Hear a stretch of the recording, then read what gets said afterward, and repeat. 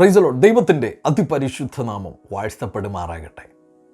വലിയ മാനസികമായ വ്യഥയിലൂടെ മാനസികമായി ഒത്തിരി തകർന്നവരായി എല്ലാ പ്രതീക്ഷകളും അസ്തമിച്ചു. എനിക്കിനി മുമ്പിലേക്ക് അധികം പോകുവാനായിട്ട് കഴിയുകയില്ല, ഈ മാനസിക ഭാരവും ചുമന്ന് എനിക്കിനി അധികം മുന്നിലേക്ക് പോകുവാനായിട്ട് കഴിയുകയില്ല എന്ന് വിചാരിച്ചുകൊണ്ട് മനസ്സിൽ വ്യാകുലതകൾ ഏറി എല്ലാ പ്രതീക്ഷകളും നഷ്ടപ്പെട്ടവരായി എൻ്റെ ഈ ശബ്ദം കേൾക്കുന്ന താങ്കളോട് ഇന്ന് പകലിൽ പരിശുദ്ധാത്മാവ് ഹൃദ്യമായി വ്യക്തമായി ഇടപെടുവാനായിട്ട് ആഗ്രഹിക്കുകയാണ്. ഈ സന്ദേശം മുഴുവനും കേൾക്കുവാൻ താങ്കളെ ഞാൻ ഇൻവൈറ്റ് ചെയ്യുകയാണ്. പ്രത്യേകിച്ച് ഈ സന്ദേശം നിങ്ങൾക്ക് ആശ്വാസം പകർന്നുവെങ്കിൽ, നിങ്ങൾക്കൊരു പുതിയ ഡയറക്ഷൻ തന്നുവെങ്കിൽ തീർച്ചയായും മറ്റുള്ളവരിലേക്കും ഈ സന്ദേശം ഷെയർ ചെയ്യുവാനായിട്ട് ഒരിക്കൽ കൂടെ ഓർപ്പിക്കുന്നു. ദൈവം നമ്മെ ധാരാളമായിട്ട് അനുഗ്രഹിക്കുമാറാകട്ടെ. വലിയ കഷ്ടതയിലായിരിക്കുന്ന നിങ്ങളുടെ ജീവിതം നിങ്ങൾ വിചാരിക്കുന്നത് പോലെ വിലാപത്തിൽ അവസാനിക്കുകയില്ല. ഇനിയും പ്രതീക്ഷയ്ക്ക് വകയുള്ള വിധത്തിൽ ഒരു ശുഭഭാവി നിങ്ങളുടെ ജീവിതത്തിലേക്ക് പകർന്നു തരുവാൻ, നിങ്ങളുടെ ജീവിതത്തെ മാറ്റുവാൻ, നിങ്ങളുടെ തലമുറകളുടെ ജീവിതത്തെ മാറ്റിമറിക്കുവാൻ ദൈവം ഇന്ന് പകലിൽ ആഗ്രഹിക്കുകയാണ്. ഇങ്ങനെ പറയട്ടെ, നിങ്ങളുടെ കഷ്ടതയിൽ നിങ്ങൾ ദൈവത്തെ സ്തുതിക്കുന്നവരായി മാറ്റപ്പെട്ടാൽ, നിങ്ങളുടെ ഭാവിയെ നോക്കി പ്രവചിക്കുന്ന മനോഹരമായിട്ടുള്ള പ്രവചന ശബ്ദങ്ങൾ നിങ്ങളുടെ അധരങ്ങളിലൂടെ ഉയർത്തുവാനായിട്ട് നിങ്ങൾ തുടങ്ങിയാൽ, നിങ്ങളുടെ ശബ്ദത്തെ ഏറ്റവും മനോഹരമായ ശബ്ദമാക്കി മാറ്റുവാൻ, നിങ്ങൾക്ക് നിങ്ങളെക്കുറിച്ച് തന്നെ ഒരു വിലയുമില്ലാതിരിക്കുമ്പോൾ മറ്റുള്ള പലരും നിങ്ങളെ ഒതുക്കിയിട്ടിരിക്കുന്ന സാഹചര്യത്തിന് മധ്യത്തിൽ നിങ്ങൾ ആയിരിക്കുകയാണെങ്കിൽ ഓർക്കുക, നിങ്ങൾക്ക് മാത്രമല്ല, നിങ്ങളുടെ കുടുംബത്തിനും നിങ്ങളുടെ തലമുറകൾക്കും നിങ്ങളുടെ സൊസൈറ്റിക്കും നിങ്ങളുടെ രാജ്യത്തിനും നിങ്ങളുടെ രാജാക്കന്മാർക്കും പോലും അനുഗ്രഹമായ ശബ്ദമാക്കി നിങ്ങളുടെ ശബ്ദത്തെ മാറ്റുവാൻ ദൈവം ആഗ്രഹിക്കുകയാണ്. ഓർപ്പിച്ച് ഒരിക്കൽ കൂടെ അടിവരയിട്ട് പറയട്ടെ, നിങ്ങളുടെ കഷ്ടതയിൽ, നിങ്ങളുടെ ഈ മനോവ്യഥയിൽ നിങ്ങൾ തീർന്നു പോവുകയില്ല. 88-ാമത്തെ സങ്കീർത്തനം നിങ്ങൾ വായിച്ചിട്ടുണ്ടോ? വായിച്ചിട്ടില്ല എങ്കിൽ ഇപ്പോൾ ഈ സന്ദേശം ഒന്ന് പോസ് ചെയ്തതിനു ശേഷം ദൈവവചനം കൈകളിലെടുത്ത് 88-ാമത്തെ സങ്കീർത്തനം ഒന്ന് വായിച്ചു നോക്കുവാനായിട്ട് നിങ്ങളോട് ആഹ്വാനം ചെയ്യുകയാണ്. ഒരു പക്ഷേ നിങ്ങൾ ഇന്ന് പോയിക്കൊണ്ടിരിക്കുന്ന ഒരു സാഹചര്യമായിരിക്കാം, ആ സാഹചര്യങ്ങളായിരിക്കാം ആ ഭാഗത്തിനകത്ത് നിങ്ങൾക്ക് കാണുവാനായിട്ട് കഴിയുക. ഇന്നത്തെ സന്ദേശത്തിൻ്റെ ആമുഖമായിട്ട് ആ ഒരു ഭാഗത്തിൻ്റെ ചില പ്രസക്ത ഭാഗങ്ങൾ, ചില ഹൈലൈറ്റഡ് ആയിട്ടുള്ള പോർഷൻസ് നിങ്ങളെ വായിച്ച് കേൾപ്പിക്കുവാനായിട്ട് ആഗ്രഹിക്കുകയാണ്.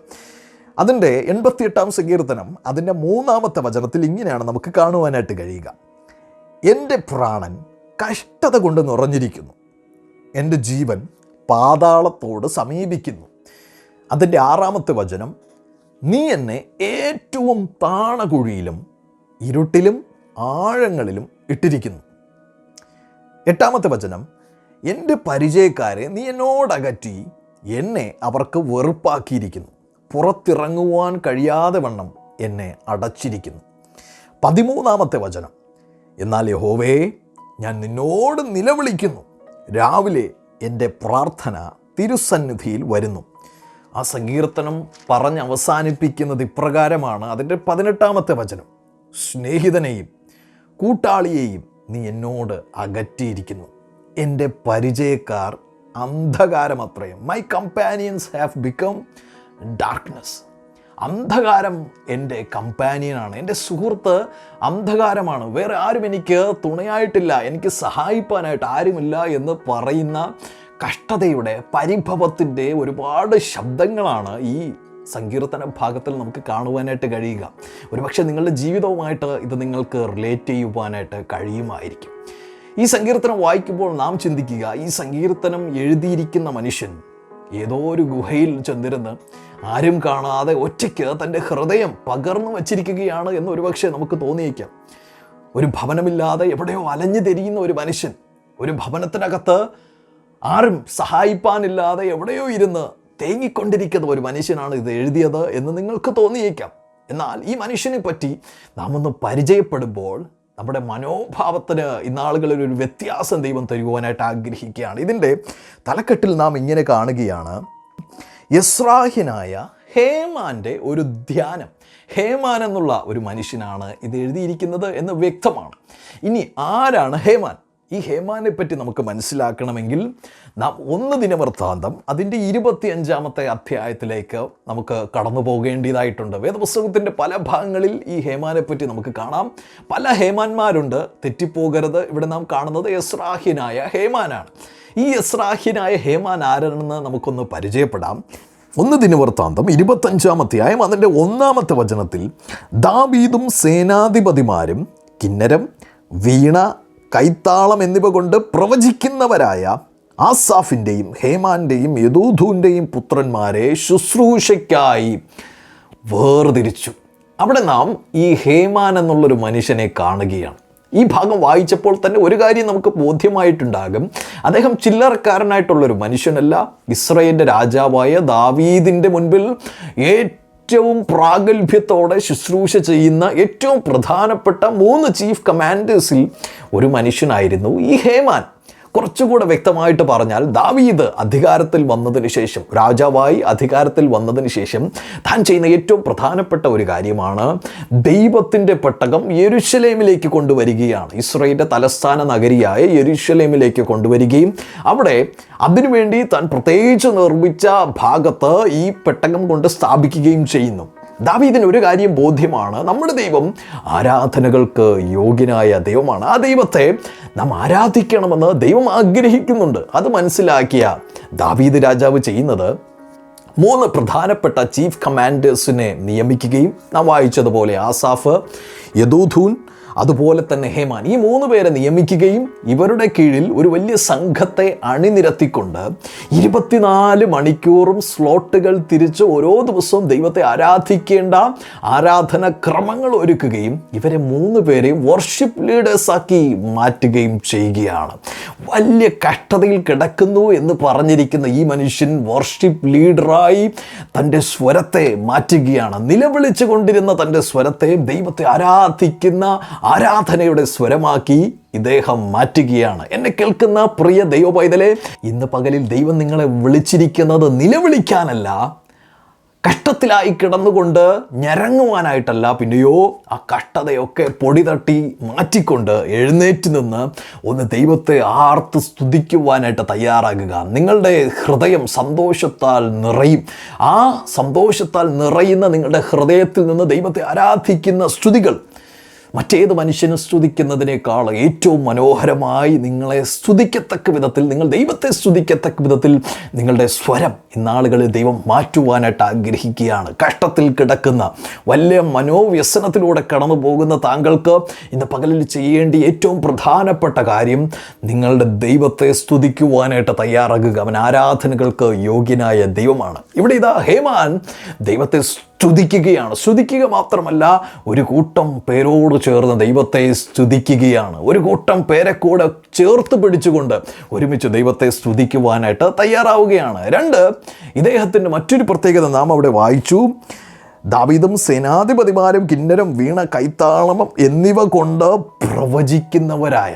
എന്നെ കേൾക്കുന്ന പ്രിയ ദൈവ പൈതലേ, ഒരുപക്ഷെ നിങ്ങളിന്ന് കാണുന്നത് എല്ലാം കൊളാപ്സ്ഡായി കിടക്കുന്നതായിരിക്കാം. എല്ലാം തകർന്ന കെട്ടിടങ്ങൾക്ക് നടുവിൽ നിൽക്കുന്ന ഒരു മനുഷ്യനെ പോലെ എല്ലാ പ്രതീക്ഷകളും അസ്തമിച്ചവരായിട്ടായിരിക്കാം നിങ്ങളെന്ന് ആയിരിക്കുന്നത്. എന്നാൽ മുൻപിലേക്ക് നടന്ന് ആ കെട്ടിടങ്ങൾക്കിടയിലൂടെ, ചിതറിക്കിടക്കുന്ന കെട്ടിടങ്ങൾക്കിടയിലൂടെ നടന്നു ചെന്ന് അപ്പുറത്ത് ഒന്ന് മാറി നിന്ന് നോക്കിയാൽ നല്ലൊരു ആകാശവും അതിൽ തിളങ്ങി നിൽക്കുന്ന ഒരു സൂര്യനെയും കാണുവാനായിട്ട് കഴിയുന്നത് പോലെ അങ്ങനെ തന്നെ ഞാൻ എൻ്റെ മനസ്സിൽ കാണുകയാണ്. അതുപോലെ ദൈവം നമുക്ക് വേണ്ടി വച്ചിരിക്കുന്ന ഒരു ശുഭഭാവിയുണ്ട്. ഈ തകർച്ചകൾക്കപ്പുറം നടന്നു കയറി നിങ്ങൾക്ക് എത്തിച്ചേരേണ്ട ഒരു ശുഭഭാവിയുണ്ട്. ഒരുപക്ഷെ നിങ്ങളുടെ കുഞ്ഞുങ്ങളെക്കുറിച്ച് ഓർത്തായിരിക്കാം നിങ്ങൾ ഭാരത്തിലായിരിക്കുന്നത്. ദൈവത്തിൻ്റെ ഭാഗത്ത് നിന്ന് നഷ്ടപ്പെട്ടു പോയവർ, ദൈവം കൊടുത്ത രക്ഷയുടെ സന്തോഷത്തെയൊക്കെ ചവിട്ടിക്കളഞ്ഞുകൊണ്ട് എവിടെയോ പാപത്തിൻ്റെ കുഴികളിൽ ചെന്ന് കിടക്കുന്ന മക്കളെ ഓർത്തായിരിക്കാം നിങ്ങൾ വിഷമിച്ചു കൊണ്ടിരിക്കുന്നത്. നിങ്ങളുടെ കുടുംബത്തെ ഓർത്തായിരിക്കാം. ഏതു തന്നെയായാലും നിങ്ങളുടെ ഭാവിയെ കണ്ടുകൊണ്ട്, ദൈവം വച്ചിരിക്കുന്ന ശുഭഭാവിയെ കണ്ടുകൊണ്ട് ജീവിതത്തെ നോക്കി പ്രവചിക്കുന്ന പ്രവചന ശബ്ദങ്ങൾ നിങ്ങളുടെ അധരങ്ങളിൽ നിന്ന് ഇന്നാളുകളിൽ ഉയരട്ടെ. അതുതന്നെയാണ് ഹേമാനും ചെയ്യുന്നത്. ആരാധനയിൽ തന്നെ ഹേമാൻ ഇതാ പ്രവചിക്കുകയാണ്. മാത്രമല്ല, ഹേമാൻ്റെ ശബ്ദത്തിൻ്റെ മറ്റൊരു പ്രത്യേകത 1 ദിനവൃത്താന്തം തന്നെ 25:5 നമുക്കിങ്ങനെ കാണാം. ഇവർ എല്ലാവരും ദൈവത്തിൻ്റെ വചനങ്ങളിൽ രാജാവിൻ്റെ ദർശകനായ ഹേമാനെ പറ്റി അവിടെ പറഞ്ഞിരിക്കുന്ന പദം ദാവീദിൻ്റെ ദർശനമായ രാജാവിൻ്റെ ദർശകനായ ഹേമാൻ എന്നുള്ളതാണ്. എന്ന് പറഞ്ഞാൽ ദാവീദിന് എന്തെങ്കിലും ഒരു പ്രശ്നമുണ്ടാകുമ്പോൾ, ദാവീദിനൊരു കൺഫ്യൂഷൻ ഉണ്ടാകുമ്പോൾ ദാവീദ് ഓടിച്ചെന്ന് കേൾക്കുന്നത്, ആലോചന ചോദിക്കുന്നത് തൻ്റെ ദർശകനോടാണ്. നാഥാൻ എന്നുള്ളൊരു ദർശകൻ ദാവീദിനുണ്ടായിരുന്നു. അദ്ദേഹം ഒരു പ്രവാചകനായിരുന്നു എന്നുള്ളതുപോലെ ദാവീദിൻ്റെ ദർശകനായ ഒരു മനുഷ്യനായിരുന്നു ഈ ഹേമാൻ. ഏറ്റവും കഷ്ടത്തിലൂടെ കടന്നുപോയ ഈ ഹേമാൻ ദാവീദിൻ്റെ ദർശകനായിരുന്നു. എത്ര പരിതാപകരമായിട്ടുള്ള അവസ്ഥയിൽ താൻ കടന്നുപോയിക്കൊണ്ടിരുന്നാൽ പോലും ദാവീദ് വന്നൊരാലോചന ചോദിക്കുമ്പോൾ തൻ്റെ കഷ്ടത്തെ എല്ലാം മറന്നുകൊണ്ട് ദൈവത്തിൻ്റെ മുഖത്തേക്ക് നോക്കി ദൈവത്തോട് സംസാരിപ്പാൻ, ദൈവത്തിങ്കിൽ നിന്ന് ആലോചന പ്രാപിച്ചത് ദാവീദിങ്കിലേക്ക് പകർന്നു കൊടുക്കുവാൻ. മറ്റൊരു ഭാഗം കൂടെ പറയട്ടെ, ദാവീദിലേക്ക് ഈ കാര്യങ്ങൾ പകർന്നു കൊടുക്കുമ്പോൾ തന്നെ അത് ഈ രാജ്യത്തെ മുഴുവൻ സ്വാധീനിക്കുകയാണ്. ദാവീദിന് കൊടുക്കുന്ന ഈ ദർശനങ്ങൾ അല്ലെങ്കിൽ ദാവീദിന്മേൽ പകരുന്ന ഈ ഐഡിയാസ്, ഈ ഡയറക്ഷൻസ് ആ രാജ്യത്തെ മുഴുവനും സ്വാധീനിക്കുകയാണ്. ചുരുക്കി പറഞ്ഞാൽ ദർശകനായ ഹേമാൻ്റെ വാക്കുകൾ ഒരു രാജ്യത്തെ, ആ രാജ്യത്തെ രാജാവിനെ തന്നെ സ്വാധീനിക്കുന്ന നിലവാരത്തിലേക്ക് മാറ്റപ്പെടുകയാണ്. ഇന്ന് പകലിലും ഈ 3 കാര്യങ്ങൾ ഒരിക്കൽ കൂടെ നിങ്ങളുടെ മുകളിൽ അനുഗ്രഹമായി ദൈവകൃപയിൽ ആശ്രയിച്ചുകൊണ്ട് പറയുകയാണ്. ഒന്നാമതായി, ഈ കഷ്ടത്തിൻ്റെയും പരിതാപകരമായ സാഹചര്യത്തിൻ്റെയും മധ്യത്തിൽ ദൈവത്തെ സ്തുതിക്കുക, ഭാവിയെ നോക്കി പ്രവചിക്കുക. നിങ്ങളുടെ ജീവിതത്തെ, നിങ്ങളുടെ കുടുംബത്തെ, നിങ്ങളുടെ രാജ്യത്തെ തന്നെ സ്വാധീനിക്കുന്ന നിലവാരത്തിലേക്ക് നിങ്ങളുടെ വാക്കുകളെ ദൈവം തീർക്കുവാനായിട്ട് പോവുകയാണെന്ന് വിശ്വസിക്കുക. അതിനുവേണ്ടി കാത്തിരിക്കുക. ദൈവം നാളുകളിൽ അത് ചെയ്യുവാനായിട്ട് പോവുകയാണ്. തീർന്നില്ല കേട്ടോ. ഈ ഹേമാൻ്റെ ജീവിതത്തിലെ ഈ കഷ്ടതയുടെ അനുഭവത്തെ നോക്കി ഒരുപക്ഷെ പുറത്തുള്ളവർക്ക് കാണുവാനായിട്ട് കഴിയുന്നത്, അവർക്ക് ചിന്തിക്കുവാനായിട്ട് കഴിയുന്നത് ഇവൻ ഈ കഷ്ടതയിൽ മരിച്ചു പോകുമെന്നാണ്, ഈ മാനസിക വ്യഥയിൽ ഇവൻ ഉടഞ്ഞു പോകുമെന്ന് ഒരുപക്ഷെ പലരും ചിന്തിച്ചേക്കാം. എന്നാൽ ഹേമാൻ അതോടുകൂടെ അവസാനിച്ചുവോ? ഹേമാൻ്റെ ജീവിതം അങ്ങനെ കഷ്ടത്തിൽ പോയി, നിരാശയിൽ, ഡിപ്രഷനിൽ പോയി അവൻ്റെ ജീവിതം അവസാനിച്ചുവോ എന്ന് നമുക്ക് പരിശോധിക്കാം.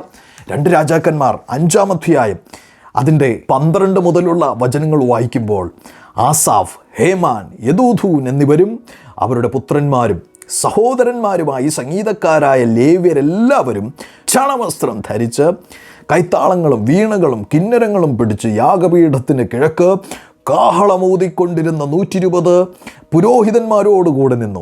കാഹളക്കാരും സംഗീതക്കാരും ഒത്തൊരുമിച്ച് കാഹളങ്ങളോടും കൈത്താളങ്ങളോടും വാദിത്രങ്ങളോടും കൂടെ അവൻ നല്ലവനല്ലോ, അവൻ്റെ ദയ എന്നേക്കുമുള്ളത് എന്ന് ഏകസ്വരമായി കേൾക്കുമാർ യഹോവയെ വാഴ്ത്തി സ്തുതിച്ചു. അവർ ഉച്ചത്തിൽ പാടി യഹോവയെ സ്തുതിച്ചപ്പോൾ യഹോവയുടെ ആലയമായ മന്ദിരത്തിൽ ഒരു മേഘം നിറഞ്ഞു. യഹോവയുടെ തേജസ് ദൈവാലയത്തിൽ നിറഞ്ഞിരുന്നത് കൊണ്ട് പുരോഹിതന്മാർക്ക് മേഘം നിമിത്തം ശുശ്രൂഷ ചെയ്യേണ്ടതിന് നിൽപ്പാൻ കഴിഞ്ഞില്ല. നോക്കുക, ദാവീദിൻ്റെ കാലം കഴിഞ്ഞു, ശലോമോൻ രാജാവിൻ്റെ കാലമെത്തി. ശലോമോൻ മനോഹരമായിട്ടുള്ളൊരു ദൈവാലയം പണിതു. അതിൻ്റെ ആ സെറിമണി, ഇനാഗുറേഷൻ സെറിമണി ഒക്കെ നടന്നുകൊണ്ടിരിക്കുന്ന വേളയിൽ കഷ്ടത്തിൽ കിടന്ന മനുഷ്യനായിരുന്ന ഹേമാൻ താനും മറ്റുള്ളവരും കൂടെ ചേർന്ന് ഒരുമിച്ച് യഹോവ നല്ലവനല്ലോ, അവൻ്റെ ദയ എന്നേക്കുമുള്ളത് എന്ന് ആർത്ത് സ്തുതിക്കുവാനായിട്ട് തയ്യാറായപ്പോൾ ആലയം മേഘം കൊണ്ട് നിറഞ്ഞു എന്ന് കാണുകയാണ്. നോക്കുക, ദാവീദിൻ്റെ കാലത്ത് ദാവീദിൻ്റെ ശുശ്രൂഷ ചെയ്യുവാൻ ഈ ഹേമാൻ അവിടെ ഉണ്ടായിരുന്നു. ശേഷം ദാവീദ് മരിച്ചുപോയി, അടുത്ത തലമുറ കടന്നു വന്നു, ശലോമോൻ രാജാവായി മാറ്റപ്പെട്ടു. അവിടെയും ഈ ഹേമാൻ അതുപോലെ തന്നെ നിൽക്കുകയാണ്. ആരാധിക്കുന്ന ഒരു മനുഷ്യൻ അത്ര വേഗത്തിൽ തകർന്നു പോകുകയില്ല. അവനെ തകർത്ത് കളയുവാൻ ഒരു പിശാചിനെയും ഒരു മനുഷ്യനെയും ദൈവം സമ്മതിക്കുകയില്ല.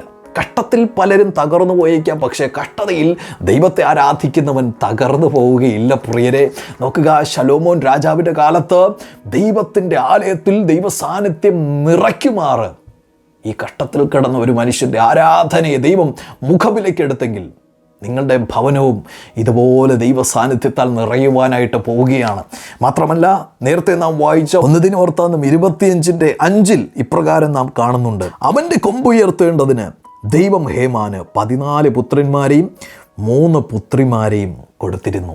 നോക്കുക, അവിടെ കൊമ്പുയർത്തേണ്ടതിന് എന്നൊരു പദം നാം അവിടെ കാണുകയാണ്. എന്ന് പറഞ്ഞാൽ ദൈവത്തെ ആരാധിച്ച, ദൈവത്തിൻ്റെ സന്നിധിയിൽ ആരാധിച്ച് പ്രവചിച്ച, ദൈവത്തിൻ്റെ നാവായി നിന്നുകൊണ്ട് ദാവീദിന് ദർശകനായി നിന്ന ഹേമാനെ അനുഗ്രഹിക്കുവാനായിട്ട് തുനിയുകയാണ്, അനുഗ്രഹിക്കുവാനായിട്ട് ദൈവം ഇതാ തുടങ്ങുകയാണ്. അവിടെ നാം വായിച്ചത് ഇപ്രകാരമാണ്: അവൻ്റെ കൊമ്പ് ഉയർത്തേണ്ടതിന്, അവനെ അനുഗ്രഹിക്കേണ്ടതിന്, അവനെ മാനിക്കേണ്ടതിന് അവന് 14 പുത്രന്മാരെയും 3 പുത്രിമാരെയും നൽകി ദൈവം അനുഗ്രഹിക്കുകയാണ്. ഞാൻ വിശ്വസിക്കുകയാണ് ആ പുത്രന്മാരിലൂടെ, ആ പുത്രിമാരിലൂടെ ദൈവം ഹേമാൻ്റെ കുടുംബത്തെ മുഴുവനും അനുഗ്രഹിക്കുവാനായിട്ടിടയായിത്തീർന്നു. എന്നെ കേൾക്കുന്ന പ്രിയ ദൈവവേദന, ഇതുപോലെ ഒരിക്കലും ഒരു സാഡായിട്ടുള്ള ഒരു എൻഡ് നിങ്ങളുടെ ജീവിതത്തിന് ഉണ്ടാകത്തില്ല. ആമേൻ. നിങ്ങൾ വിലാപത്തിൽ, ഒരു ലാമെൻറ്റേഷനിൽ നിങ്ങൾ അവസാനിക്കുകയില്ല. പിന്നെയോ സങ്കീർത്തനങ്ങളോടെ, സ്തുതികളോടെ നിങ്ങളുടെ കുടുംബം അനുഗ്രഹിക്കപ്പെട്ട നിലവാരത്തിൽ ദൈവമാക്കി മാറ്റുവാനായിട്ട് ആഗ്രഹിക്കുകയാണ്. ഇനി അധികം കാലം പോകുന്നതിന് മുമ്പ് നിങ്ങൾ ദൈവത്തെ ആരാധിക്കുവാനായിട്ട് തയ്യാറായാൽ, ആരാധിച്ചു ഭാവി നോക്കി പ്രവചിക്കുവാനായിട്ട് തയ്യാറായാൽ, നിങ്ങളുടെ ജീവിതം, നിങ്ങളുടെ കുടുംബം, നിങ്ങളുടെ സ്വദേശം, നിങ്ങളുടെ ദേശം, നിങ്ങൾ പാർക്കുന്ന പട്ടണം, നിങ്ങളുടെ രാജ്യങ്ങളെ പോലും സ്വാധീനിക്കത്തക്ക നിലവാരത്തിൽ നിങ്ങളുടെ സ്തുതിയെ, നിങ്ങളുടെ സ്വരത്തെ ദൈവം ആക്കി മാറ്റും. നഷ്ടപ്പെട്ടതിനെ ദൈവം മടക്കിക്കൊണ്ടുവരും. നിങ്ങളുടെ വിലാപത്തിൻ്റെ കാലങ്ങൾ കഴിഞ്ഞു. ദൈവത്തെ ആരാധിക്കുന്ന സ്തുതികളുടെ സീസണിലേക്ക് നിങ്ങൾ പ്രവേശിക്കുവാനായിട്ട് പോവുകയാണ്. ദൈവം നിങ്ങളെ അനുഗ്രഹിക്കട്ടെ. ആമേൻ. God bless U.